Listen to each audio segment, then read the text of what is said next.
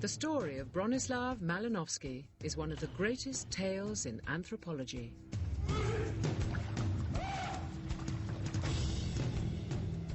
Almost 100 years ago, his short visit to some remote islands of Papua New Guinea turned into a 4-year odyssey. Here, Malinowski started a revolution in anthropology. He left behind the colonial settlements to live cheek by jowl with the natives.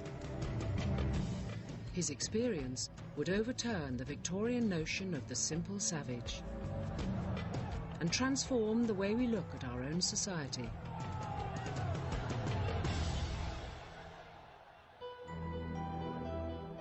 But with the publication of his private diaries in 1967, a complex truth about the man began to come out. Who really was Malinowski, and what drove him to become the founder and hero of modern social anthropology?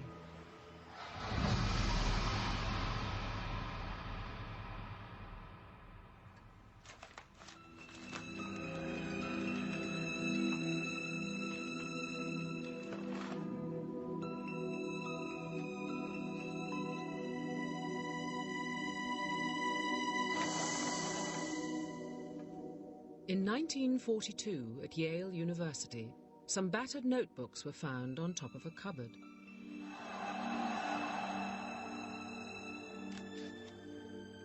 They were the private diaries of Bronislaw Malinowski, the man who founded modern social anthropology. For a further 25 years, these diaries were a closely guarded secret, until 1967, when their publication sent shockwaves through the world of anthropology. His attitude was rather unpleasant and rather superior, and not an ideal model for younger anthropologists. The diaries from this hero was shown to have feet of clay, to be a lustful, indiscreet, arrogant, lying, racist at times. He was all the things that they wished he wasn't. The diaries laid bare the dark side of a revered academic figure. This film reveals a man driven close to the edge of reason in his passionate pursuit not only of a new science, but of his own power and prestige.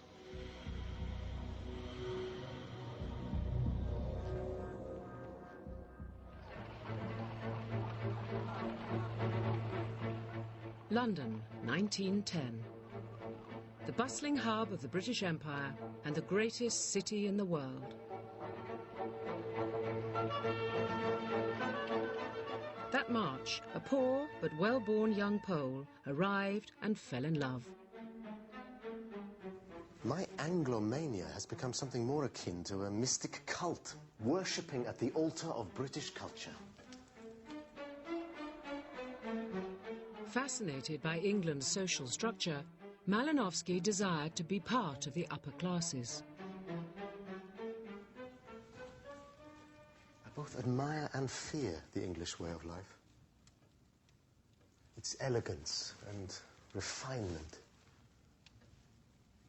Indeed, they are the very aristocracy of the nations.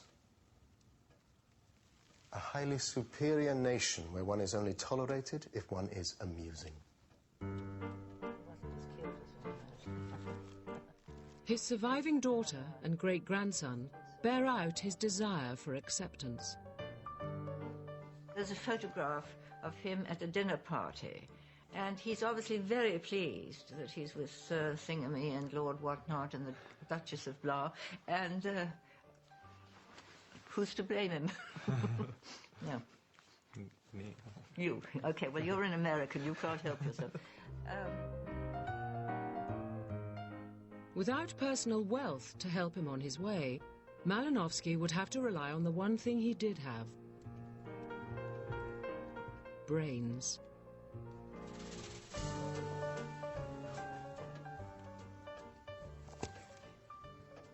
I'm determined that I shall be accepted into this aristocracy. The one thing I have to proffer is my extraordinary intellect. It is this that will make me important. I shall be an eminent scholar. Do you think?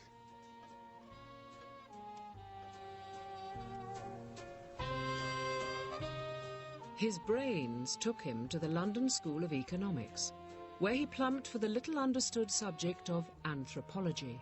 It means literally the study of man.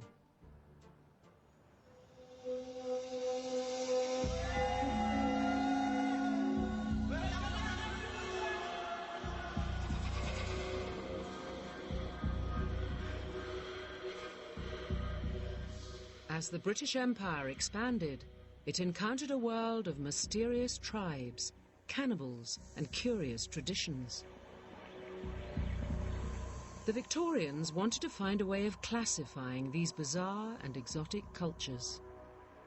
Collecting objects was part of that process of making sense of human variety, and the different objects that people made and used were indicative in many ways of the sorts of societies that they had. To Victorians, the people who made these objects appeared savage.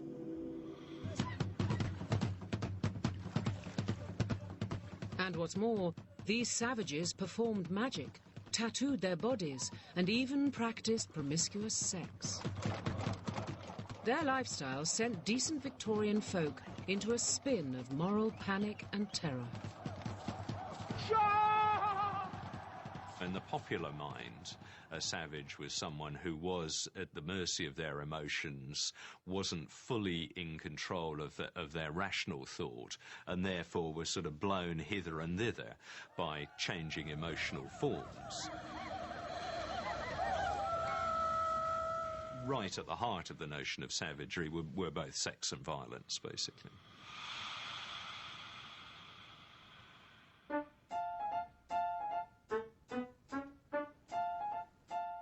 The study of these savages and everything they did was anthropology.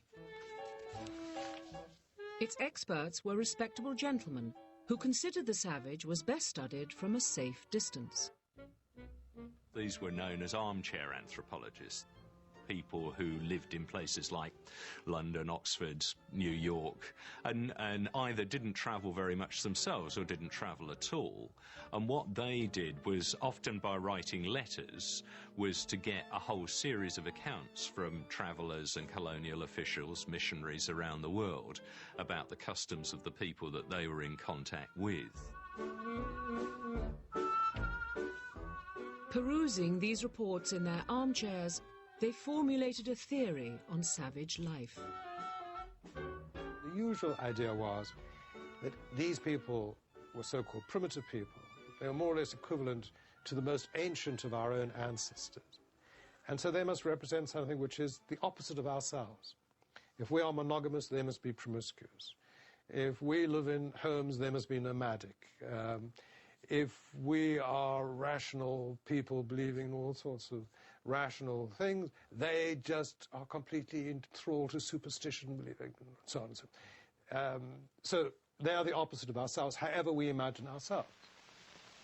Off on the trek into the heart of the Never Never, the expedition is nearing the country inhabited by the real bad men of Australia, wild blacks who have never seen a white, prehistoric beings sprung from a race said to be 500,000 years old. Savages seem to be a throwback to a prehistoric past, and their primitive societies the relics of man's march towards civilization. Almost always it was Australian Aboriginal people were seen to be at the bottom of the ladder of evolution, and then there were chiefly societies, people like the Tahitians and so on, who were part way up, and then came the state societies of the Chinese, and then laughable to us a little bit further up were other European nations like the Italians, who are said to be a bit sort of irrational and emotional, and of course right at the pinnacle of evolution were the good old rational